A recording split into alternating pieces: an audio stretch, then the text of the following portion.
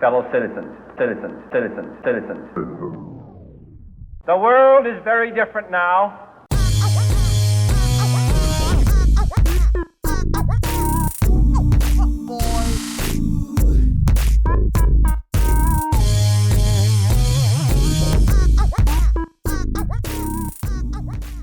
Welcome back. I'm Tyler, you're watching Scarfing Scarves, and welcome to the 82nd installment of Last Week Lolita News. At the top of the segment, the reservation for Lady Sloth's Galaxy Witch series is open until November 10th, and their official names are Aurora Borealis, Milky Way Galaxy, and Morning Star, meaning this design is inspired by solar winds, space chunks, and the devil himself. The third of which is especially relevant in a year that's seen fire tornadoes, murder hornets, and a plague descending upon this nation like confunk in a Holiday Inn. There are children out there right now who are entirely missing the spiritual growth of seeing two furries furiously humping in an elevator, the bittersweet quiet of a Sunday morning in the dealer's hall, and hanging out unsupervised with a group of cosplayers one pixie stick away from tackling the nearest inflatable Pikachu and demanding its inhabitant pay tribute to Tom Hiddleston's left nut. I can sense I've lost some of you on that particular off-road, but the point stands, and I extend my sympathies to all the people who will not be participating in hotel room Tetris because a global pandemic has proven shoving 20 people into a small box is a major health risk. Which should be no surprise to our cosplay friends, given that there was already a good chance that someone would die before the weekend was out based on the basic math of con plague, sleep deprivation, and the high likelihood of rooming with someone who liked to decapitate their Barbie dolls as a child. All I'm saying is sleeping with one eye open builds character, and making ramen in a coffee pot is a skill I wouldn't deny the next generation, given their monetary prospects look about as bright as the Black Plague currently riddling the heartland of this profoundly stupid country. Clawing our way back to the fracking point, this series comes in OP, JSK, skirt, witch hat, and metallic overdress for the extra and desirous of being shiny. The sizing options are varied and include a custom option, and there's even a matching underskirt available for those who'd like a little more length and or have the body proportions of a reverse giraffe. Tall bitches unite, Innocent World, Lily of the Valley, and Lady Sloth are here to make sure you're not wandering the streets naked as a jaybird, crashing property values, and keeping your neighbors on their toes. I've always wondered why some people never shut their blinds. You get some naked ladies on the sidewalk, and I'd say the Jones family will invest in some fucking curtains. Moving on to news relevant to those who would sell their children for a JSK, Angelic Pretty has taken a break from pumping out profoundly disappointing jewelry to return to their roots with the release of the Little Witch Lyrical Bunny and Shyness Bear accessories. The options include necklaces, earrings, and rings, and the drag-out slap fight to acquire them was incredibly fierce because it was either claw the eyes out of the person next to you to get this, or show up to the next virtual tea party wearing a tassel on a stick. Do I realize that this release came out after this news cycle? Yes! Did the audacity of them charging $40 for a stripper's nipple decor attached to a Q-tip piss me off enough to violate the order of time? Yes, and I retract my words as to Angelic Pretty's recent improvement and am now deducting them down to remedial studies. Fuck you, AP! I thought you saw how the secondhand AP jewelry market was going up in flames and decided to put out something good,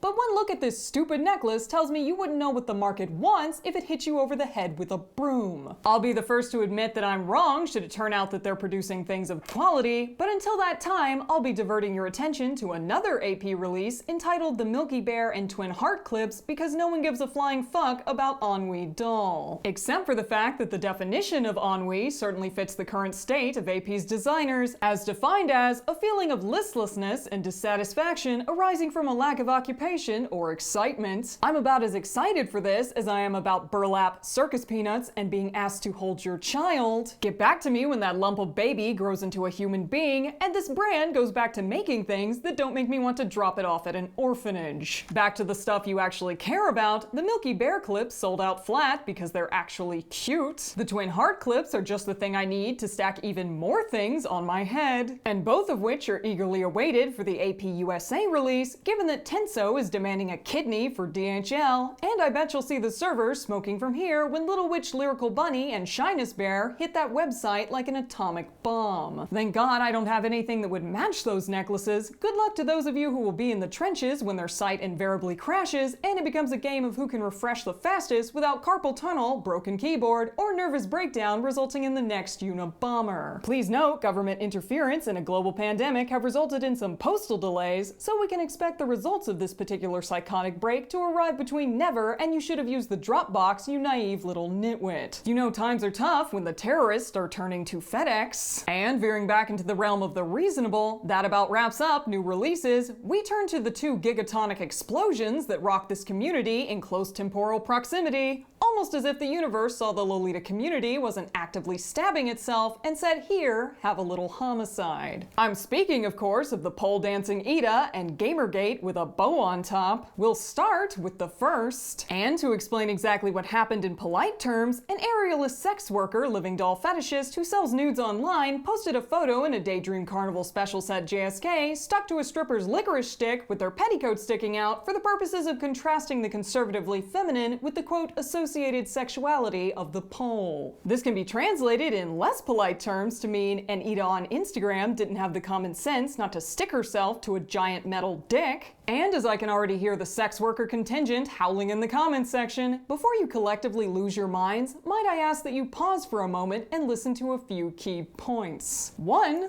I am not anti-sex worker. 2. While yes, pole dancing does not necessarily have to be sexual, the public perception of it absolutely is, and given that this person themselves has stated it to be so, kindly take your whining about my calling it a big metal dick somewhere where someone will actually care. And 3. I actually do fully support this person's right to sell their nudes and post partial butt pictures to the internet, but we're about to get into the reason why the Lolita community would rather be left out of it, and I also know that those who have the attention span of a field mouse won't make it past big metal dick. So given that we're short on time and long on content, and we still have Frilly Gamergate to get to, let's cut the filler and get right to the meat of the question. We're going to call the pole Ida Gretchen. So why can't Gretchen hike her petticoat up to her uvula and swing about on Satan's diddlestick? The answer to this question is that she absolutely can. You'll note that no one is stopping her. However, what she cannot do is mix Lolita fashion in with purposeful sexuality without encountering any criticism. Too many people think their rights are being violated the moment someone uses theirs to criticize them in any way, and in the interest of addressing the reality of the situation, let's ask the actual question we have at hand. Why are people criticizing someone who took an ardently non-sexual fashion and posted it to a sex worker social media account with the express intent of sexual effect? I'd say the answer is pretty obvious, but for those new to this neck of the online woods, I'll give you the short summary of saying that the Lolita fashion community is specifically rooted in divorcing the sexual from the feminine. The all ages aspect means our ranks include minors, and given that this community has had to fight on every forum imaginable against the misconception that we are all wearing sex gear in public, our members include asexuals, people well below the age of 18, and other non-consenting parties. We already have enough fetishists to fight off as it is, and we do not take kindly to some half-assed wannabe strippers suspending themselves on a chrome-plated cock pole and shimmying their way into the not helping Hall of Fame. You cannot divorce personal freedoms from their public impact, meaning that while it is, again, perfectly within the right of Gretchen to do as she pleases, it is also well within the Lolita community's prerogative to tell her to choke on a gaying instrument. Anyone who has a problem with that is welcome to play me a tune on the world's smallest violin. And as that about wraps up the pole Ida kerfuffle, we turn to our next story for the evening, otherwise known as Frilly Gamergate 1.0, took this stupid controversy long enough to find its way to the Lolita community. It all began in Closet of Frills. Cue the surprise from absolutely no one, given that the current state of that group could be described as Lord of the Flies meets the Folsom Street Fair. More specifically, this hubbub started with a Coord post wherein the OP